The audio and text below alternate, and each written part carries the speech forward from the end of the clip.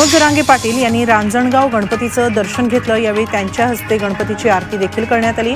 मराठा समाजाला आरक्षण मिळण्यासाठी सरकारला सद्बुद्धी दे असं सापळं त्यांनी यावेळी घातलं। तर गणरायानं यांना सद्बुद्धी दिली तरी हे ठिकाणावर यायचे नाहीत अशी संतप्त प्रतिक्रियाही त्यांनी यावेळी दिली।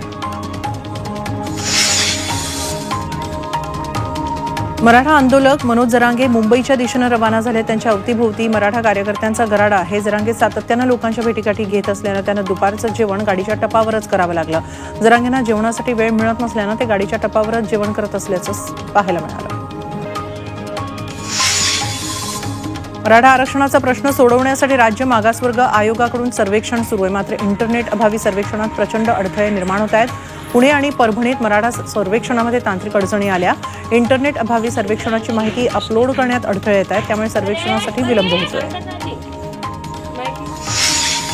नांदेडमध्ये मराठा आरक्षणासाठी खुल्या प्रवर्गातील नागरिकांना अमृत नोनी आर्थो प्लस, ये एक प्रूवन फॉर्मूला। इसमें मौजूद नोनी फल के गुण और आयुर्वेदिक जड़ी बूटियां शरीर को जरूरी पोषक तत्व देने के साथ साथ हड्डियों और जोड़ों के घिसने, उनमें होने वाले सूजन और दर्द को रोकने में मदद करता है। दर्द मुक्त जीवन के लिए अमृत नोनी ऑर्थो प्लस। सर्वेक्षणाला सुरुवात झाली। 31 जानेवारीपर्यंत हे सर्वेक्षण चालणार आहे। जवळपास 5.5 लाख कुटुंबांचं प्रत्येकी घरोघरी जाऊन हे सर्वेक्षण केलं जाणार आहे। यासाठी संपूर्ण तयारी करण्यात आली आहे।